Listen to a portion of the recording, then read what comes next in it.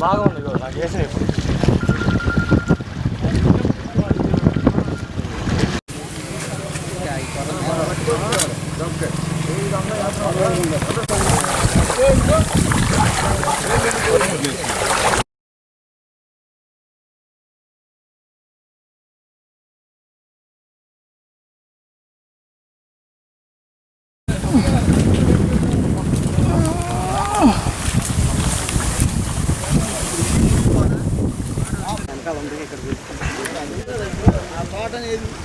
పట్టుకుంటాను అయితే మీకు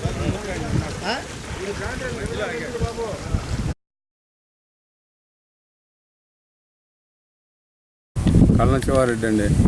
4 ఎకరాల అరటి తోట ఉందండి. 2 ఎకరాలు చక్కెరకేళి, 2 ఎకరాలు కర్పూరాలండి. మునిగిపోయి చాలా నష్టం వచ్చేటట్టు ఉందండి. ప్రభుత్వం ఆదుకోవాలని కోరుతున్నాను. ఇప్పుడు ఎంతవరకు పెట్టుబడి పెట్టదు దీని మీద అండి? దీని మీద ఇప్పుడు 2 లక్షల దాకా పెట్టామండి. ఎంత నష్టం వచ్చింది ఇప్పుడు? అదంతా నష్టం వచ్చారు. 3 లక్షల దాకా నష్టం వచ్చింది. దాన్ని ప్రభుత్వం వారు ప్రోత్సాహం చేయాలండి. పెనుమాక 2 ఎకరాలు దొండపని వేసామండి. ఇప్పుడు పెట్టుబడి 2 లక్షల దాకా అయింది. ఇంకో 2 లక్షలు వస్తాయని వేసాం, కానీ ఇప్పుడు మొత్తం పంట లాస్ వచ్చేసింది. మళ్ళీ పంట పండాలని మళ్ళీ వేసుకోవాలంటే కౌలు అయిపోతుంది. జనవరిలో మళ్ళీ కౌలు కట్టుకోవాలి. ఎకరం 50,000 కౌలు ఉంది. ఆ కౌలు కూడా కట్టలేని పరిస్థితి కనపడుతుంది. మరి ప్రభుత్వం ఏదన్నా వ్యవసాయ అధికారులు పంపించి కొంచెం సర్వే చేసి పంట నష్టం ఇవ్వాలా, నష్టపరిహారం ఇవ్వాలి. మళ్ళీ సబ్సిడీ మీద ఎరువులు ఇవ్వాలి, విత్తనాలు ఇవ్వాలని కోరుకుంటున్నాం. మాగానే వేసానండి, మునిగిపోయింది. ఒక 1/2 ఎకరం దొండ ఉంది, మునిగిపోయింది. 2 ఎకరాల పసుపు వేసానండి, అది మునిగిపోయిందండి. ఈ మునగడానికి గల మెయిన్ కారణం ఏంటంటే ఈ రోడ్ల మట్ట డ్రైనేజ్ కాలువ సరిగ్గా లేకపోవడం అండి. అదొకటి. మన కృష్ణా బ్యారేజీ దగ్గర ఏట్లోకి నీళ్ళు పోవాలంటే 12 అడుగుల కన్నా తక్కువ ఉంటేనే ఏరు ఈ కొండవీటి వాగు ఏట్లోకి వెళ్తాయండి.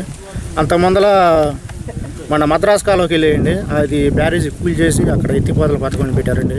ఇంకా ఈ 2 రోజులు ఇదే వర్షం పడితే ఊరుగాడు మునిగిపోయే ప్రమాదం ఉందండి. ఎకరానికి విత్తనం 45 నుంచి 50,000 అయింది. కౌలు ఎకరానికి 50,000. మొత్తం మందు కట్టలు కానీ వేయను కానీ 1,10,000 అవుతుంది ఎకరం. ఈ వరద వచ్చి కొండవీటి ముంపుతో మునిగింది. నీళ్ళు 8 రోజులు వెళ్ళిపోయిన తర్వాత అది ప్రభుత్వాన్ని ఏమైనా కోరుకుంటున్నారా మీరు? ప్రభుత్వాన్ని ఏమైనా కోరుకుంటున్నారా? ప్రభుత్వం వ్యవసాయ అధికారులు వచ్చి మాకు ఏదన్నా నష్టపరిహారం కానీ దానికి ఏదైనా ఇన్సూరెన్స్ కానీ చేపిస్తే బాగుంటుంది.